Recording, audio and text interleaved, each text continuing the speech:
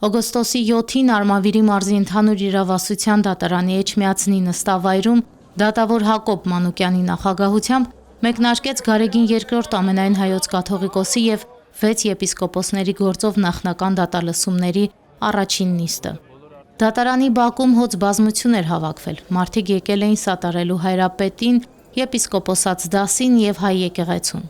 Մեր հայրենակիցները մտահոգ էին ոչ միայն հայ եկեղեցու, այլև Հայաստանի Հանրապետության համար։ Արդարությունը վերջի վերջո պետքա խմբային չլինի, հատվածական չլինի։ Ինչ ոնց ասեմ, իսկ այս ամեն ինչի տակ անկեղծ ասած ես ոչ իրավական, ոչ էլ բարոյական, ոչինչ չեմ նկատում, էլի դա ցավալի։ Նորություն ասած չեմ լինի, որ ոչ միայն իրավական չէ գործընթացը, այլև բարոյական չէ, ընդհանրապես ապազգային եւ ապաքրիստոնեական հոգեվոր արժեքների տեսանկյունից մեր ընկալումները խեղաթյուրող գործընթաց է։ Չգիտեմ, կանխատեսումներ անելը շատ դժվար է, բայց վերջին տարիների զարգացումները ցույց են տալիս, որ ցավոք այս իրականության քաղաքական, սոցիալական այս դասավորությունների պայմաններում ամեն բանի պետք է պատրաստ լինել։ Իբրև քաղաքացի շատ ծանր եմ տանում, իբրև քրիստոնյա մահուչապ վատ բան է կատարվում։ Ախր այդպես բառ չկա, որ մարդ կարողանա նկարագրի կամ բացատրի այս հոգեվիճակը, չգիտեմ։ Սա հալազանք մնա եկեղեցի թեմ, վեհապերի թեմ, թուգատեն Հայաստանի մեջ սահմանադրության մասին խոսել է զիզաղություն մնա, նրանք փորձում են, անոնք որոնք իրենից չեն վախեցնում, փորձում են նրանց նսեմացնել, ոտքի դագանել, բիչի հաջողեն։ Դատարանի շենքի դիմաց հավաքված քաղաքացիները, որոնց թվում էին տարբեր քաղաքական ուժերի ներկայացուցիչներ, արվեստի եւ մշակույթի գործիչներ, հավատացյալներ տարբեր թեմերից, վեհապար վանկարկումներով դիմավորեցին հայրապետին, արտահայտելով իրենց զորակցությունը եւ անհամաձայնությունը դատական այս գործընթացի նկատմամբ։ Ես այստեղ եմ եւ չեմ հավատում, որ սա իրականության հետ կապ ունի։ Մենք որտեղ ենք հիմա։ Մեր երկիրը ուր է։ Մեր ամենայն կաթողիկոսը, ում առջև մենք խոնարհվում ենք ամեն իրեն տեսնելուց, այսօր սա իրականություն է, դատարան, միթե սա չգիտեմ, ես ամաչում եմ, երբ օտար ուսանողներս ընդեղից ասում են, ճիշտ է, որ այսպիսի բան է եղել Հայաստանում, ասում եմ, չէ, ամաչում եմ։ Մեր երկիրը, մեր Հայաստանը, մեր պատմությունը, մեր եկեղեցիները, որ մեկը ասեմ, ցավի մեջ եմ, շատ ցավի մեջ եմ։ Եթե կաթողիկոսին մեղադրում են համար, որ ինքը կարգալույծ է արել, սա աբսուրդ է, որտեղ այդ նույն հաջողությամբ պիտի պարգևատրեին այդ նույն մարդուն եպիսկոպոսական աստիճան ժամանակին շնորհելու համար։ Այսինքն դա իր ուղիղ գործառույթն է, որը նաև պաշտպանված է սահմանադրության կողմից։ Եկեղեցին իր նվիրապետական գործունեության մեջ բացարձակ անկախ է։ Հետո գիտեք, մենք հիմա շատ ենք խոսում նաև հոգևորի, բարոյականի, սրբության եւ այլնի մասին, մինչդեռ շատ-շատերի համար դրանք հասու եւ հասկանալի երևույթներ չեն։ Մենք պետք է խոսենք իրավական կողմի մասին։ Սա հակասահմանադրական եւ ապօրինի գործընթաց է, որ ուղիղ հակասում է Հայաստանի Հանրապետության սահմանադրության մեջ ամրագրված եկեղեցուն տրվող իր նավերապետական կարգից ներս ազատ գործելու հստակ կարգին կանոնի։ Բացի համազգային խայտառակությունից, բացի սահմանադրության անպատվությունից, այն աշճան, որ կարելի էր վարչապետի աթոռը զբաղեցրած անձը պարզապես կանգներ հրապարակում եւ պատռեր այդ սահմանադրությունը, ավելի քիչ անպատվություն կլիներ, քան այն ինչ որ հիմա տեղի ունենում։ Եվ բացի իրավական եւ բարոյական ասպեկտից, ես ուզում եմ ասել ժողովուրդ, իմ սիրելի հայ ժողովուրդ, դուք կստանաք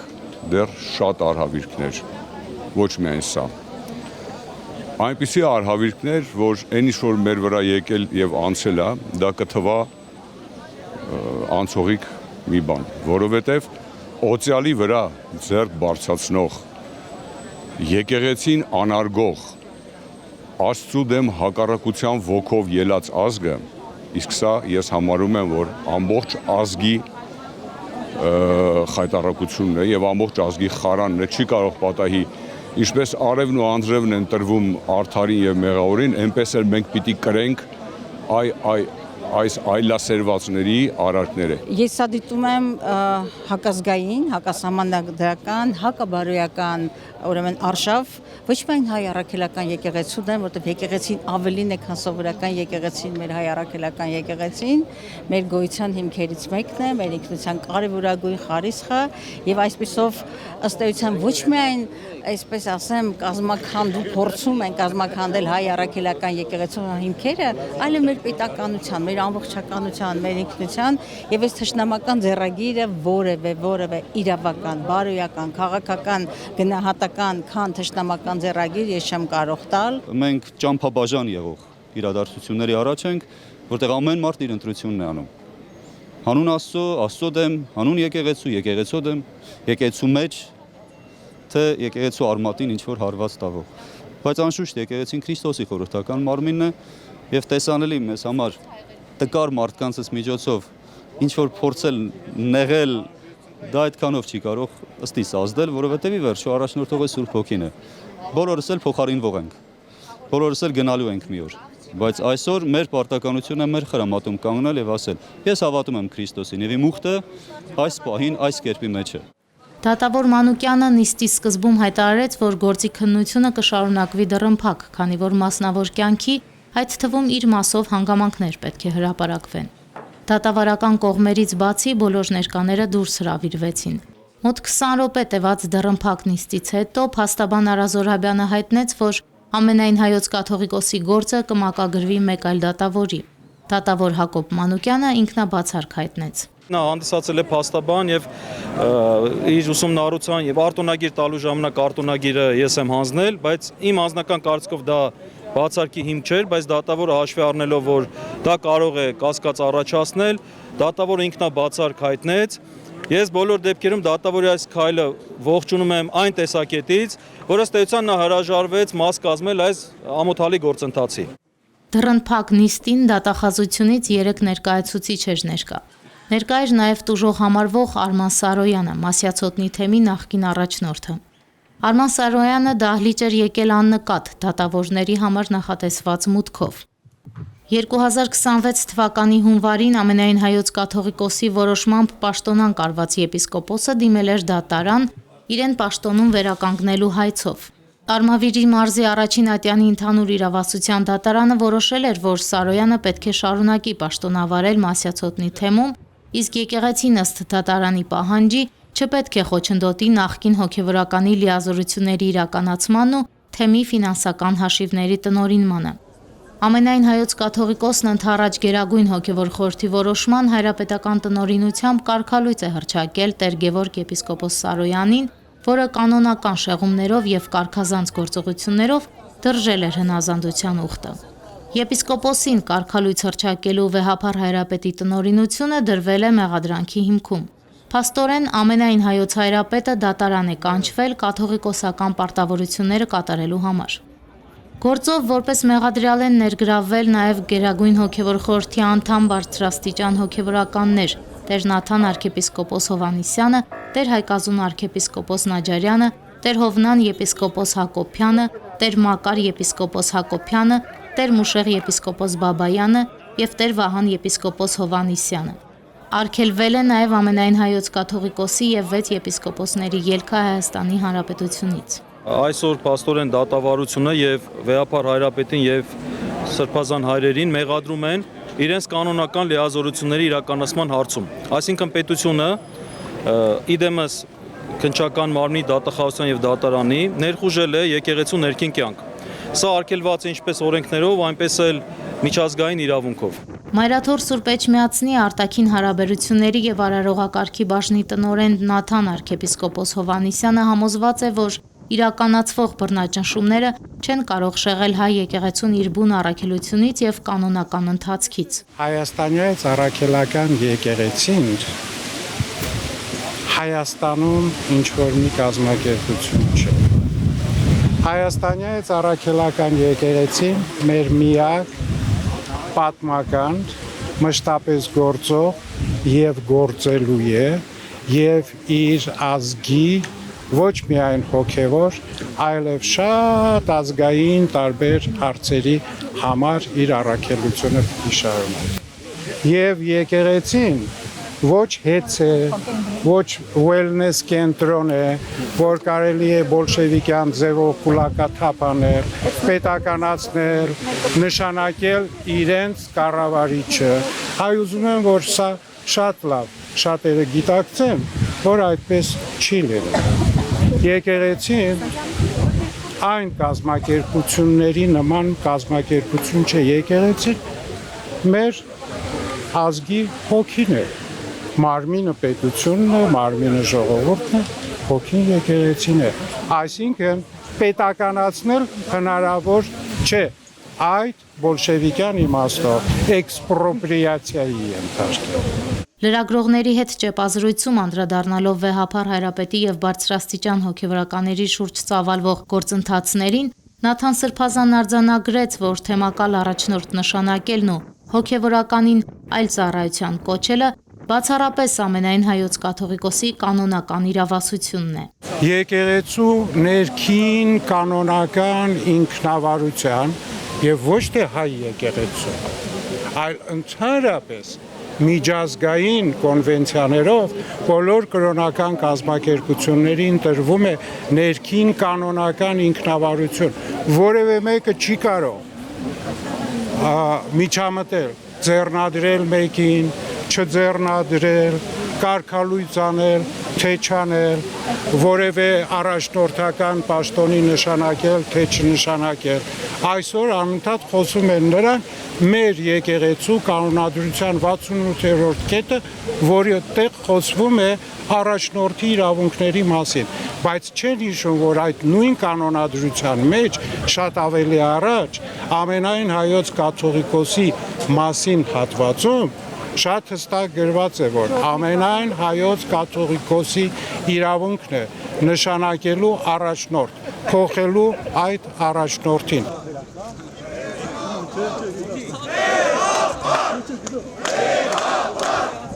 Դատական նիստից հետո Մայրաթորի միաբանությունը եւ հավատացյալ ժողովուրդը Հայրապետին ուղեկցեց մինչև Էջմիածնի մայրտաճար։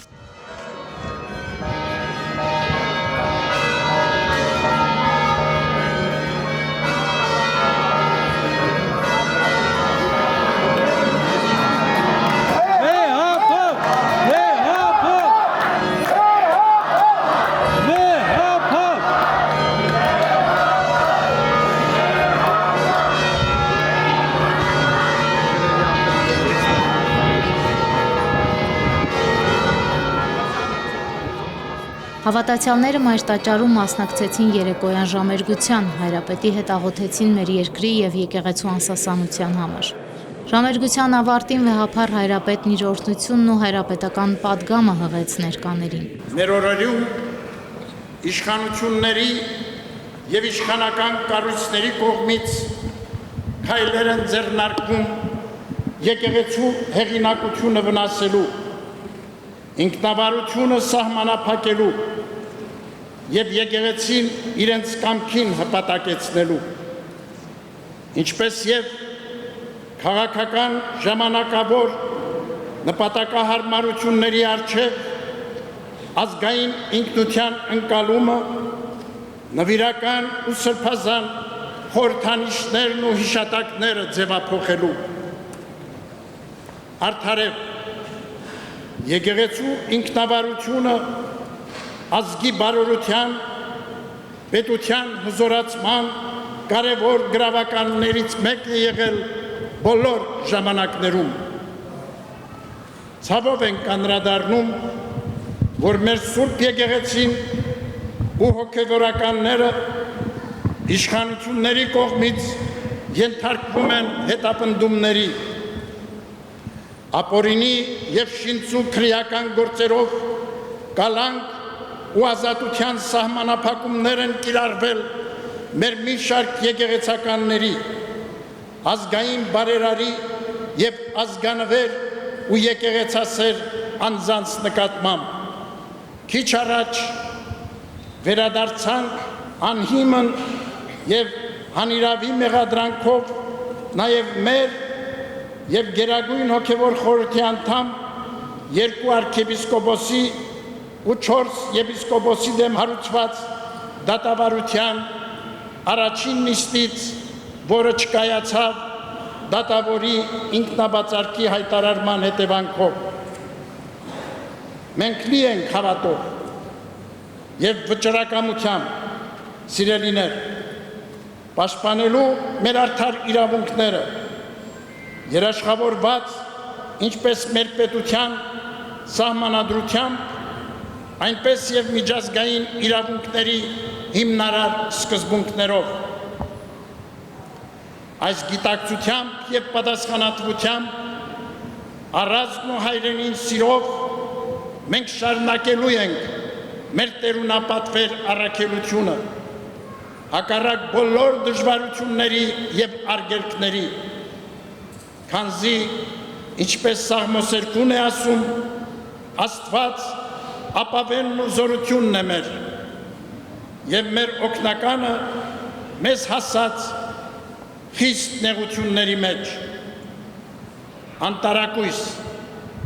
մեր ապավինությունն Աստված է, եւ մեր ծառայությունը բարեպաշտ աշխարհասփյուր մեր ժողովրդի եւ հարազատ երկրի համար է։ Սիրելի հավատավոր հայրենիներ,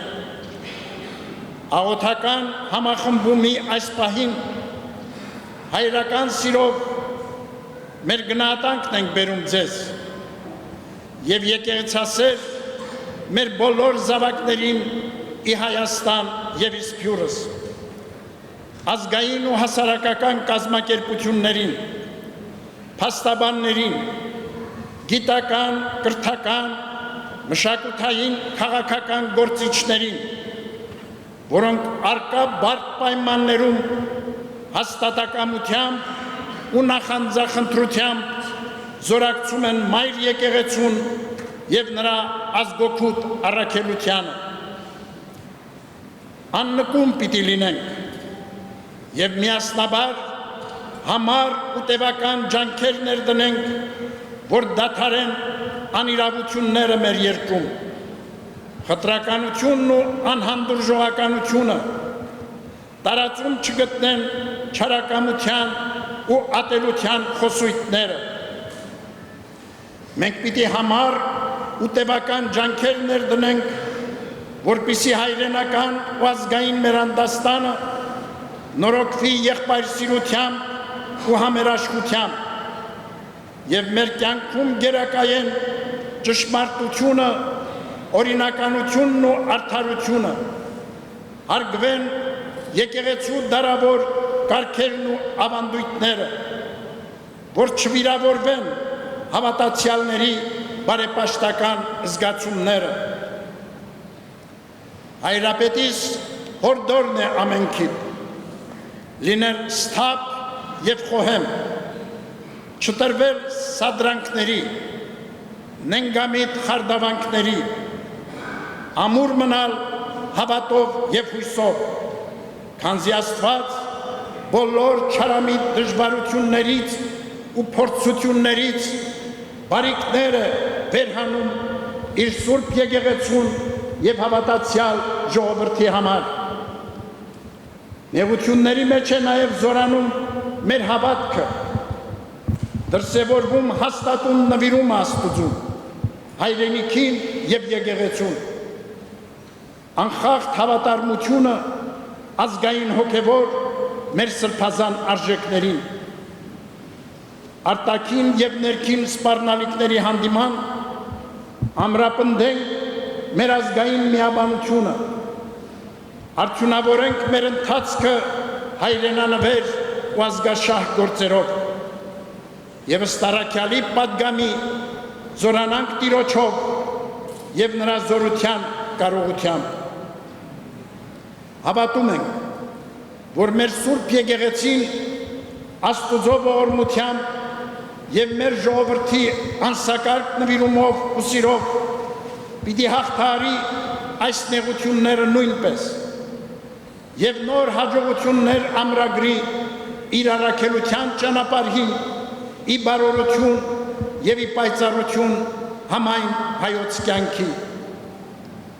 Մեր հայացք ուղղված է Աստծուն եւ մեր ջանքերը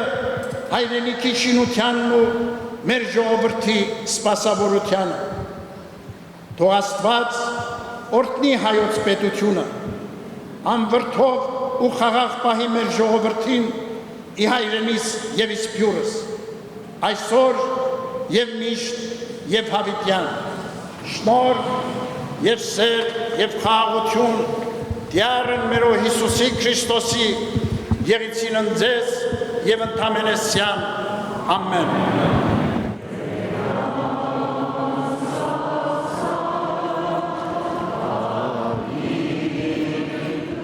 Հայրապետական մաղթերգի հնչյունների ներքո հավատացյալների բազմությունը խոնարհումով ճանապարհեց նորին սրբությանը։